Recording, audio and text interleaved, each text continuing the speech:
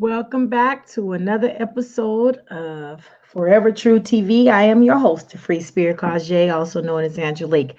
And tonight we are talking about the Kenneka Jenkins,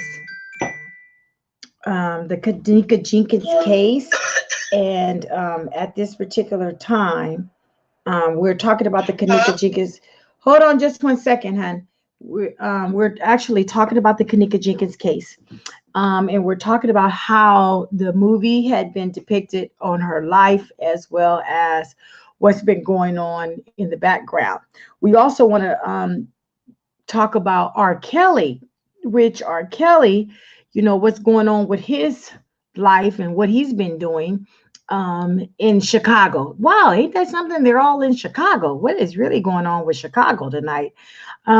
So with that being said, we're just going to wait and see if we can get a couple of people online with us tonight. Who's ever watching or wanting to talk, please feel free to click on this here to join the panel. You can definitely just click on that, or you can simply just type that in and you can join the panel tonight. We had a wonderful time last night and I enjoyed myself last night. We actually was only supposed to be on for 2 hours, but we wind up being on for a 3 hour part special. So this is our part two. Hello, Sweet Pea. Thank you so much for coming in. I appreciate you coming in tonight. And ill respect. But again, our panel tonight, pretty much a couple of them is not able to come on tonight, but hopefully we'll get the rest of the panel to come in. So right now I just wanted to make sure that we were online and we were live for those who want to come in and talk about if they got a chance to see the show last night, then so be it. If they haven't got a chance to see the show, then they need to go and watch it and then come back and then we can talk about it a little bit more. Again, I'm going to wait just 1 second. Please, thank you forever. Hello, thank you, my love. 1 second, just 1 second.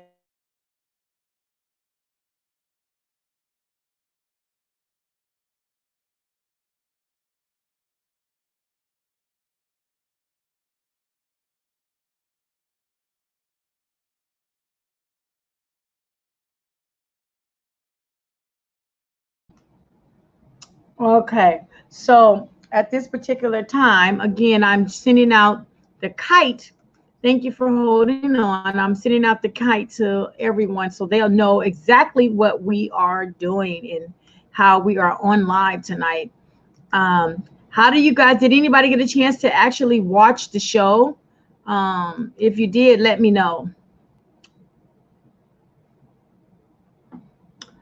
Let's see.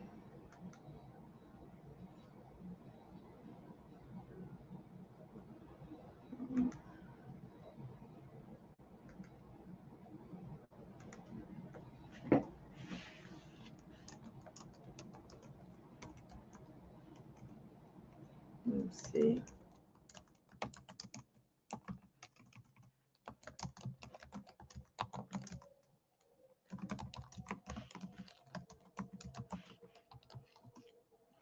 Okay, let's see where we are with this here. Um, Sweet Pea. So, Sweet Pea, did you get a chance to actually watch the show about R. Kelly? Did you guys watch the show about um not only R. Kelly, but did you get a chance to watch the show about Kenneka Jenkins' case? If you did, talk to me about it. How do you feel about it right about now?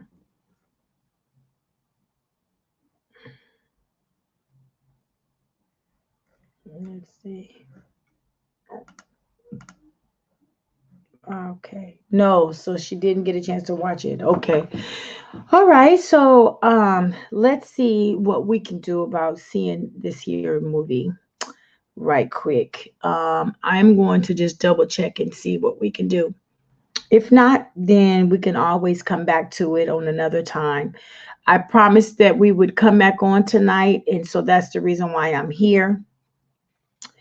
If not, then we can always come another night. Let's see. Oh, so what you've heard, it's BS, okay? And when you say that, What do you mean?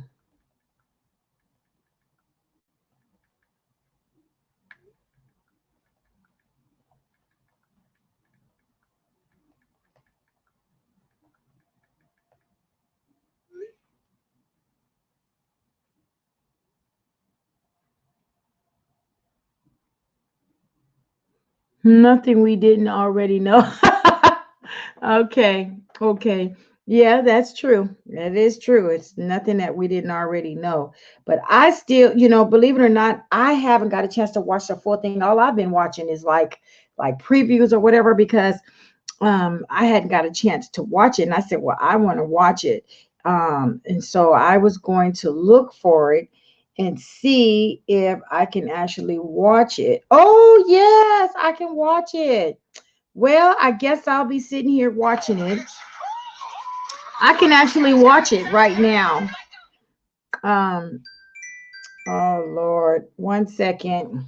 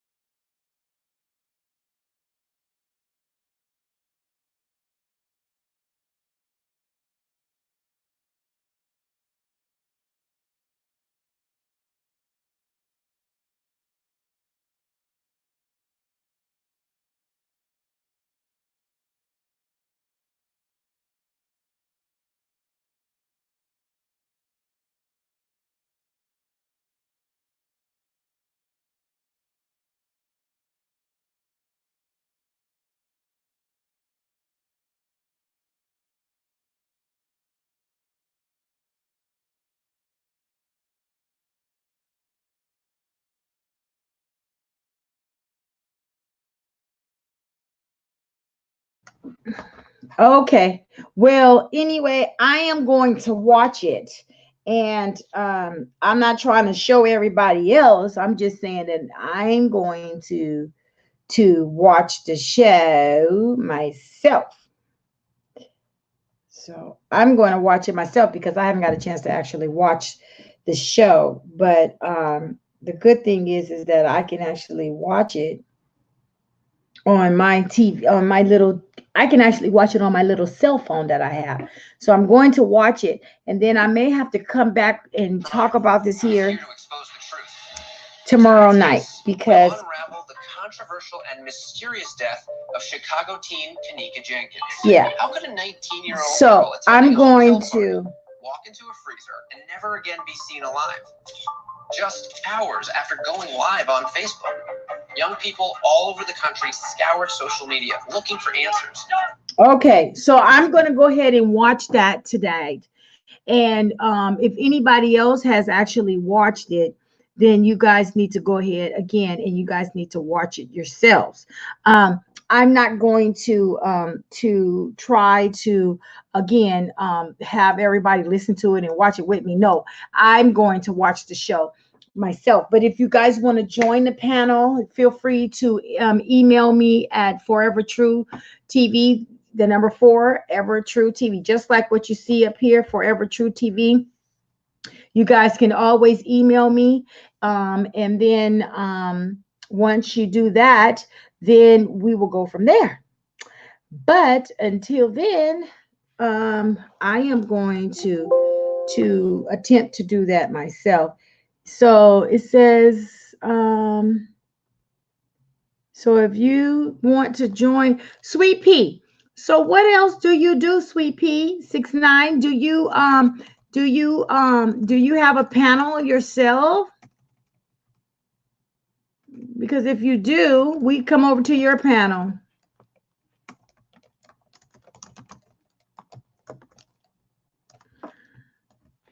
Uh-oh.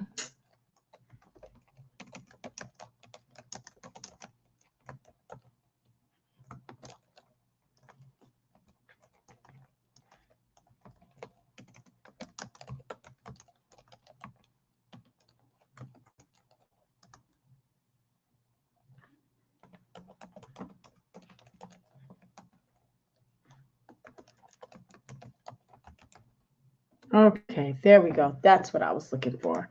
Okay, so anyway, if you guys ever want to send something, or you have some proof or evidence or something that you guys want to actually look for me to review, please feel free to do so.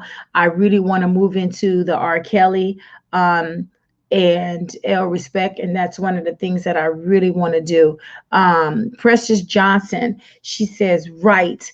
What are you saying, Precious Johnson? What are you saying about right to? Are you here for the Kenneka Jenkins? Are you here for the R.Kelly case? Again, what do you guys take? What is your take on the R.Kelly case? I think that, I think he did it. I don't think all those women is going to come out there and start talking about, that he's done something to them and lie. What is the purpose of putting yourself out there by yourself? What if the very first person to ever go out there, she went out on a limb knowing that this was going to happen to her, by saying that R.Kelly did this to her. Many millions of people, I could say hundreds and thousands of people like R.Kelly. I like his music.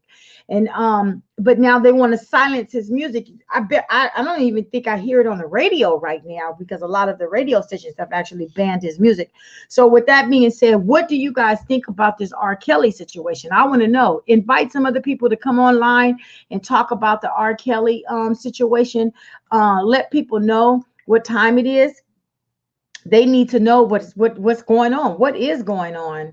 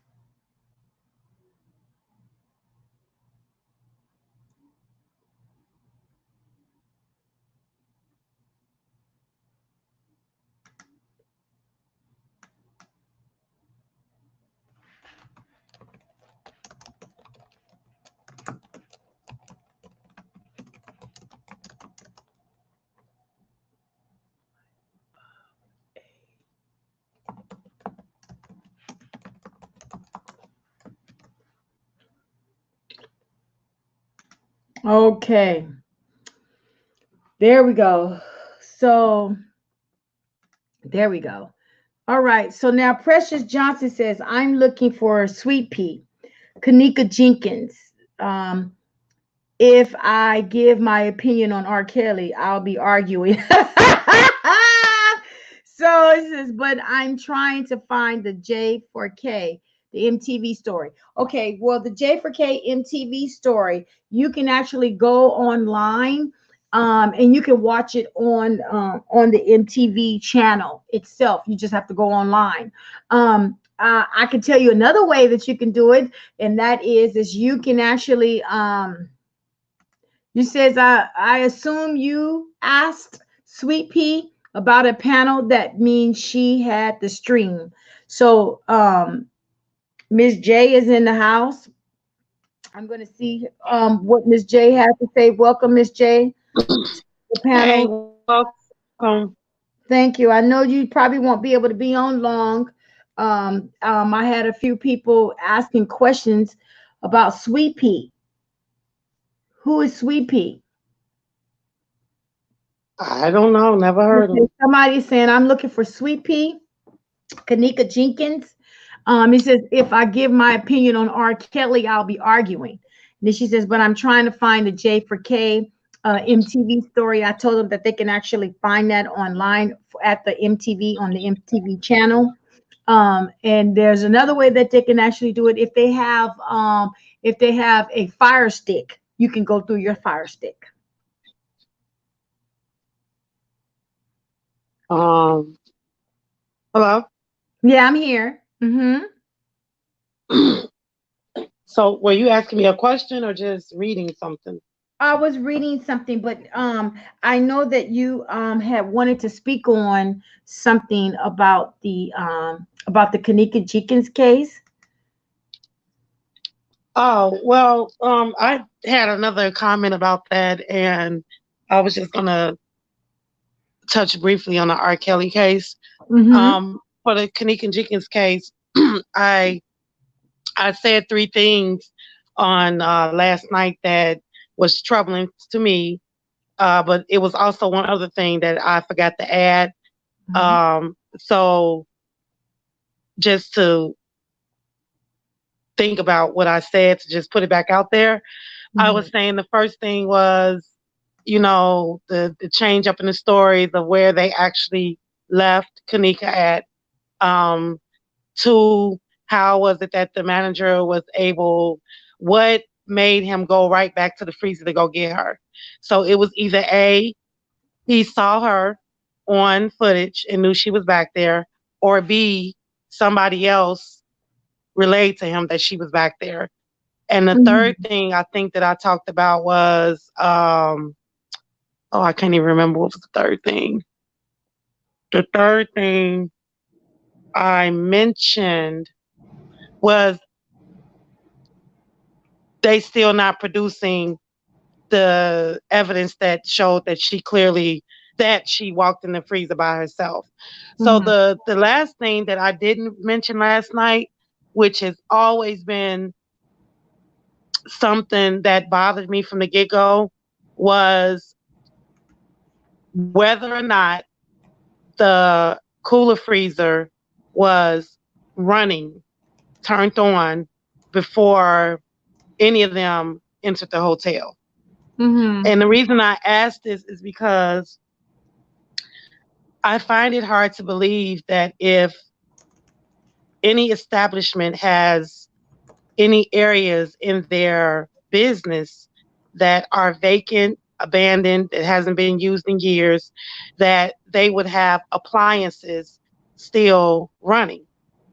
And so when you look at the narratives, when Rosemont Police Department questioned a few of the managers, it was conflicting answers. Somebody said yes, somebody else said no. Then it was they didn't know. And so we don't know if the crew that did construction in that um, area was ever even questioned.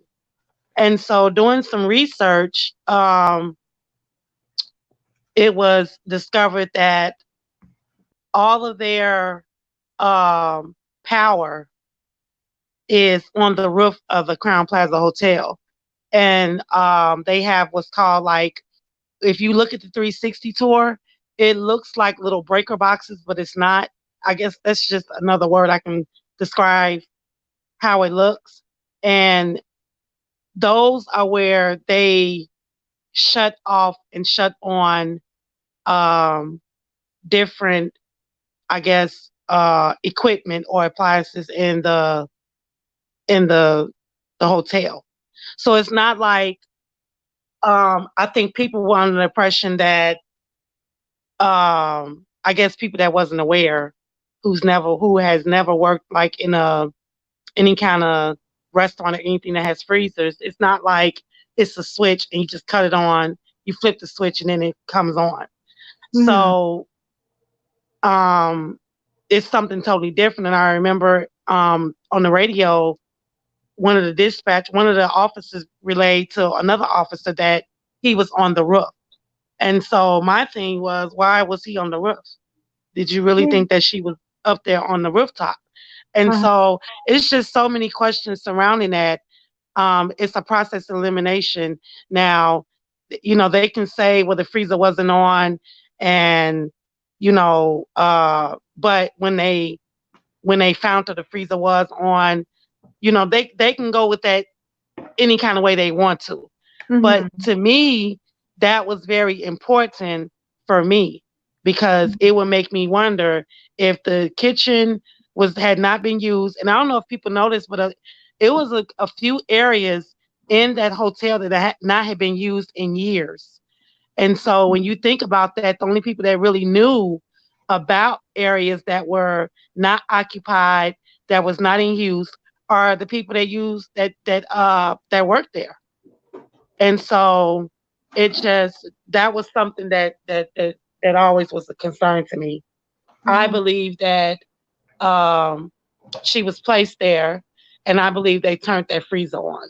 I don't see any logic in them having the freezer on, um, and especially as filthy as it was, and it wasn't being used for anything. So what would be the purpose?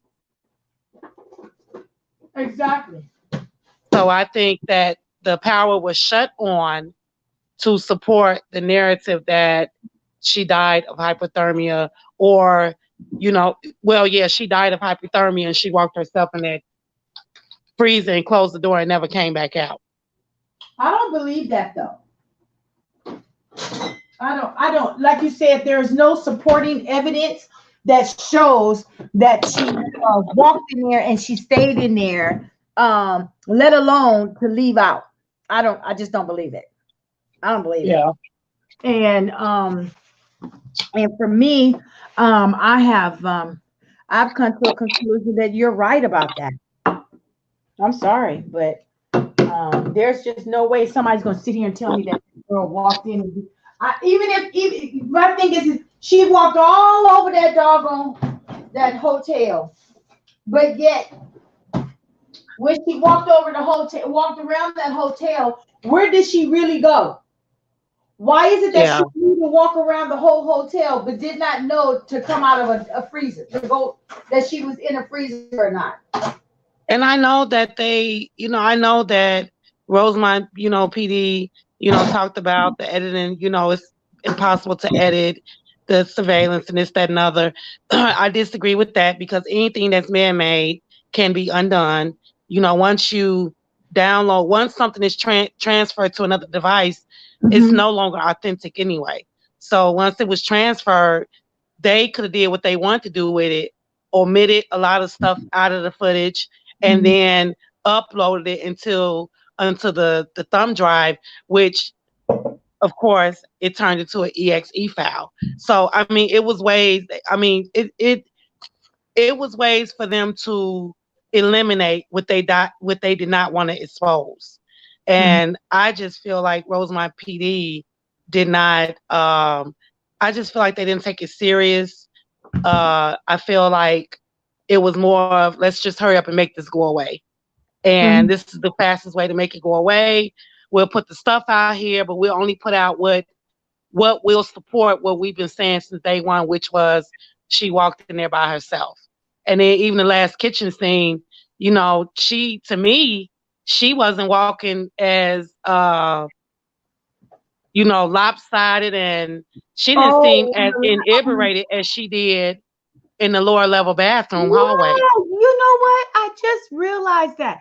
Remember how She didn't run into that little table where that cup was no. sitting at. She didn't She do any of didn't. that. But when she was on the lower left bathroom, she run into walls. She can't walk a straight line. And Yeah. so that's why I really, really question the order of the footage of the clips that Mhm. they put together.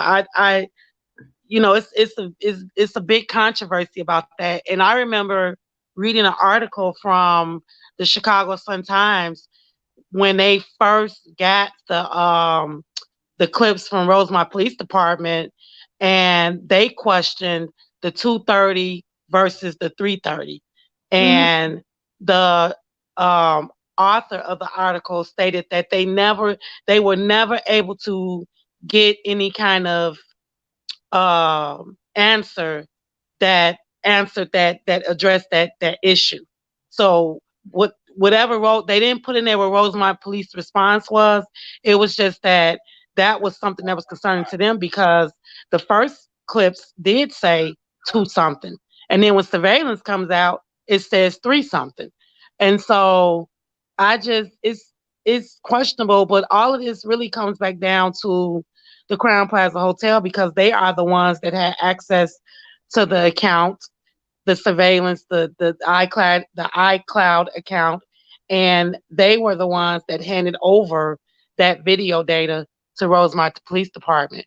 So they have a huge accountability to that, as well as being negligent in other things as well. And so Mm-hmm. I do believe that they are responsible for moving um, her body. And if they did not move her, they are responsible for just not assisting when they got word that she was missing because it wouldn't have took nothing but a few minutes to look at the cameras. I mean, the hotel was empty. It wasn't like they had like a big conference and you got swarms of people swarming the hallways. I mean, it was empty. So it wouldn't have took but a minute to just check the surveillance cameras that they all sitting in front of in the room Mm-hmm. when they first got wind that she was missing.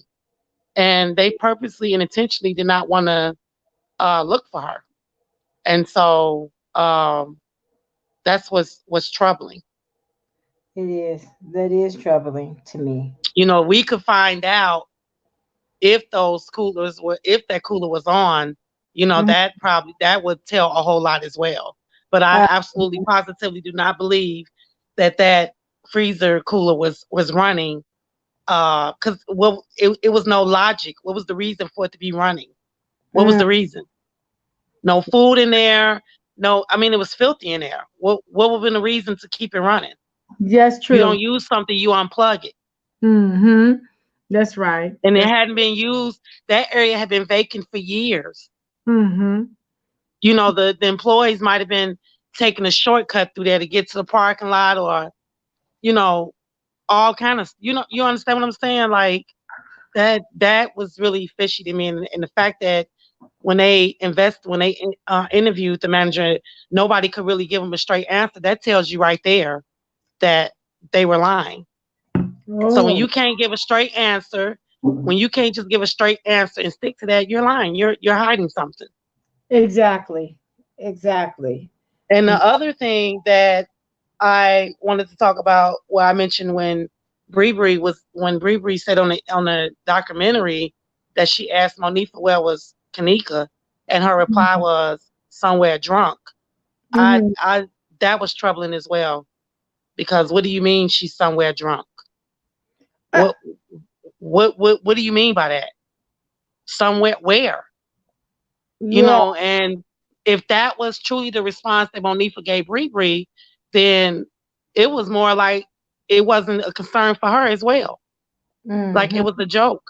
So then it makes you think that Irene was being truthful when Irene said that she stayed in the room and was lollygagging around and, you know, even though Kenneka wasn't in the room with them.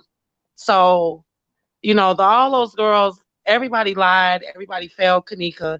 And Mm-hmm. it's just it's really it's sad because somebody lost their life and it's just it's really bothersome that even 2 years later, you know, people still want to continue with the lies. I know. And it really does, it really pisses me off because they are, why is it that all of a sudden now for the whole 2 years that everybody been kind of on a hush hush, but now they're showing again, like he made a big point about that. He said people, Monifa and Irene now is coming live on live posts and they're jabbing at each other, playing the blame game now. But they're very careful. I noticed that Irene was kind of careful with her words. And even when Monifa was live, a lot of stuff she just kept repeating to herself because she was trying to figure out what the hell she was gonna say next. That's what I feel. Well, yeah, because it's still stuff that they don't want to get out there. And I already talked about how, she can't do this, she can't work in Chicago, blah blah blah blah blah. But my thing is, if you would have just came forward and just told the truth from the beginning, the public would have been looking at you like that. You understand what I'm saying? Like, you created this. This was your mess, and you still continue to keep it up. If you truly had nothing to do with the death of your friend, the first thing I would have been doing is addressing that publicly. And if it was the truth, your story is not. I mean, you got to be a damn good liar to really tell a lie and hold on to that lie. I mean, but they're all young. They. You understand what I'm saying? Like, people that are nervous and holding things. I mean, they're either willingly try to volunteer to help and keep up this facade that this, that, and the other, or they'll continue to tell lie. They'll continue to change their story. And for me, I don't understand why Rosemont PD did not look at that why that wasn't alarming to them. I think at the end of the day, they didn't give a damn. It was a young black girl, and they just didn't care. So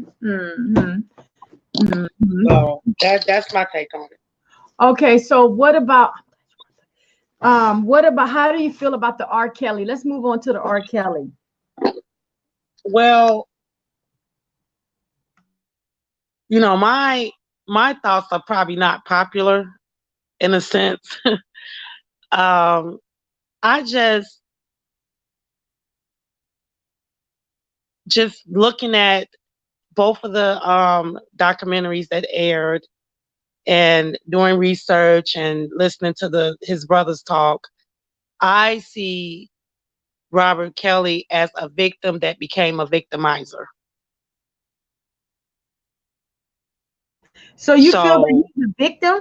Are you saying he's a victim? Well, he was a victim. He was sexually abused as a child. Okay. And in the second series, even before the second series came out, the brother, the one that's in jail, did an interview with somebody. I forgot who it was.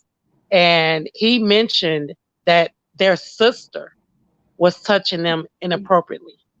And this came out like a little bit after the first series aired, when it first surfaced.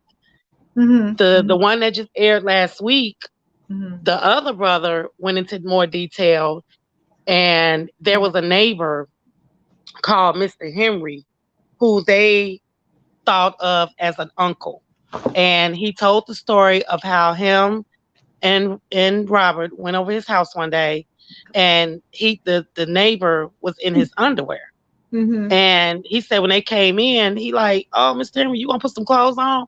And he said the man turned around and took his penis out in front of them. And he said him and Robert was like fighting each other, trying to get out the door. And it was a few more incidents where he did do some things sexually to Robert. And he said he was about maybe 7 or 8 years old. And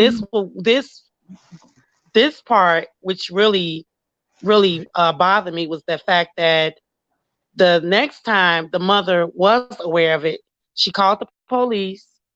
They arrested the neighbor, and the neighbor bonded out, and he bribed her with $5,000 to not come to court and press charges. And she took the money. Do you believe that? Because she's not here to defend herself. I believe it only because when the other brother was talking about it, I mean, the one that's in jail, I mean, you could tell. He said it. He said, "I don't have anything bad to say about my mother." He said, "Because I know that she was struggling."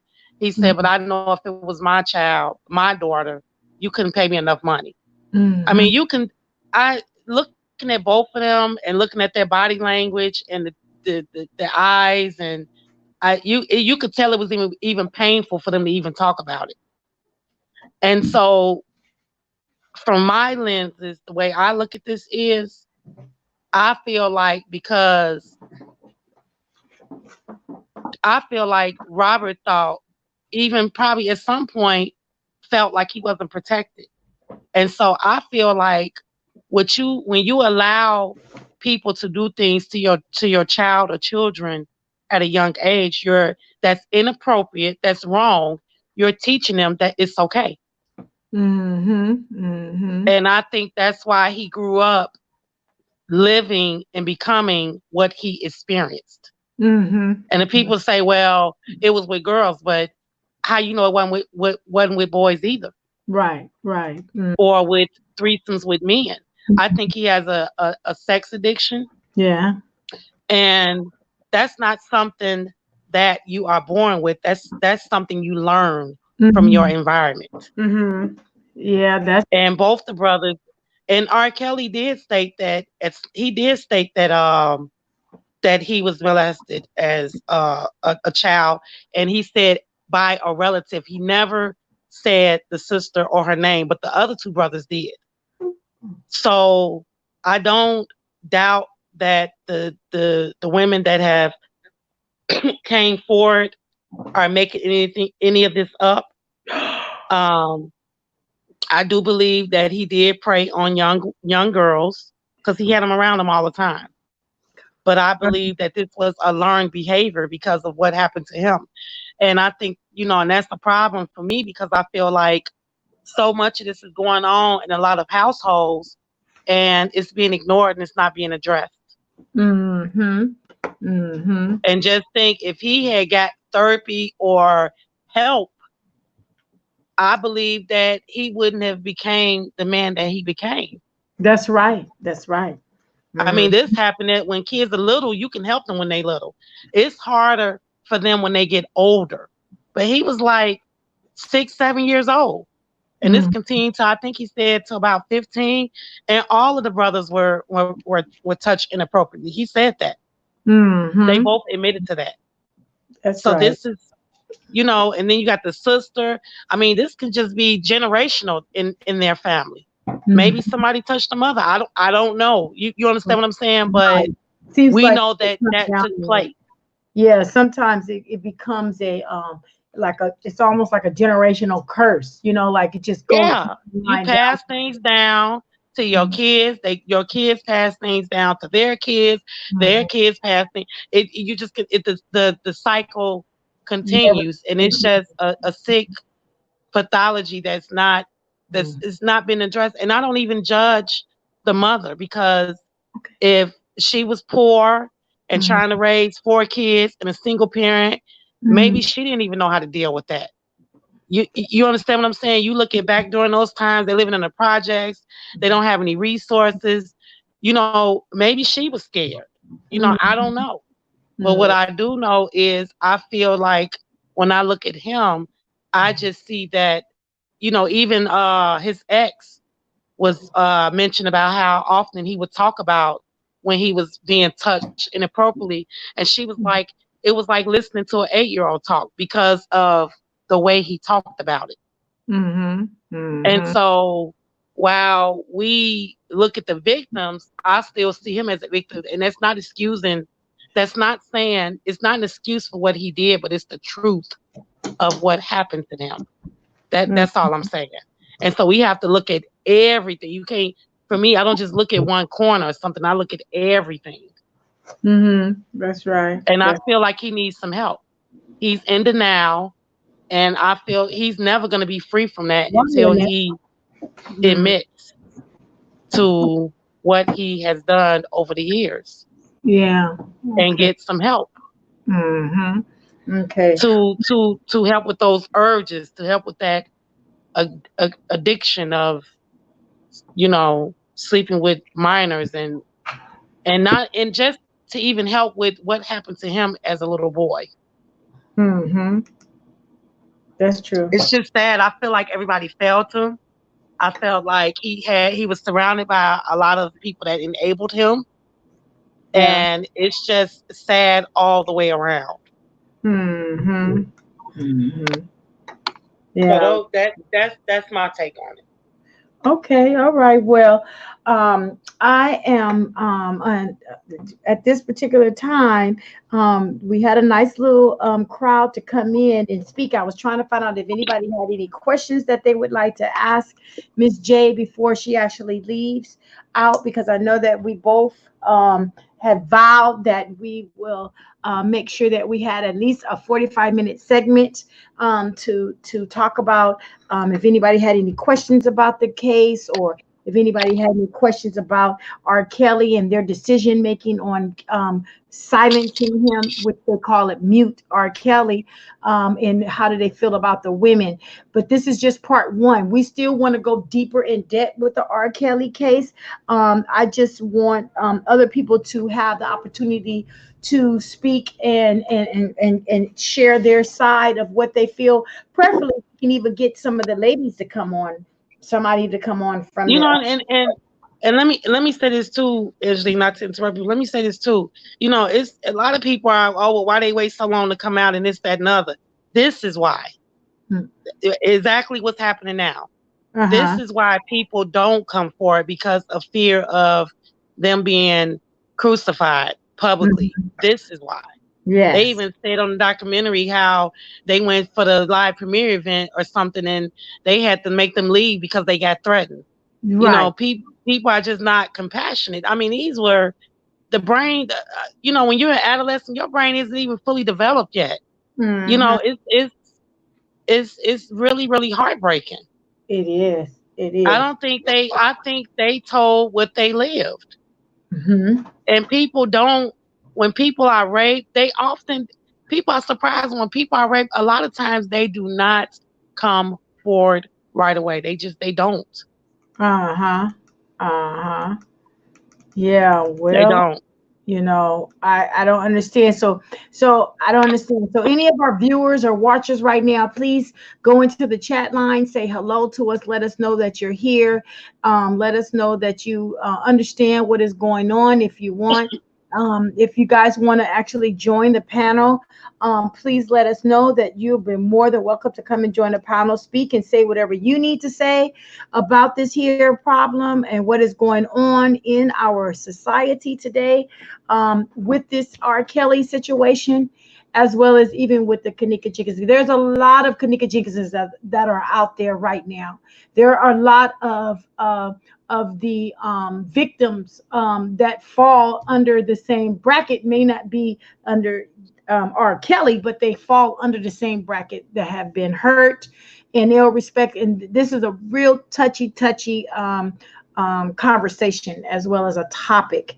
I do want to piggyback off of this here with some other things that I want to talk about, as far as different types of topics based on health, resources, alcoholism, drug addiction. This is really serious what's going down in our society today, especially with the children that are out there. And we just want to, keep, again, before we get offline, I want to keep everybody in prayer. I want to thank Miss J for coming online and talking tonight, and pretty much helping me out, but definitely talking tonight. This is part of her panel too, and sometimes she may not be able to get on. Sometimes it may just be me by myself, but just know that there's going to be somebody on here that we're going to talk about something that is going on in the world and with our society and communities today. So I want to send out prayers and thank yous to everybody who were listening. I did post it on Facebook, so whoever does not get a chance to be here now, they can actually come in and look at the actual the televised tonight, what we did tonight for our live.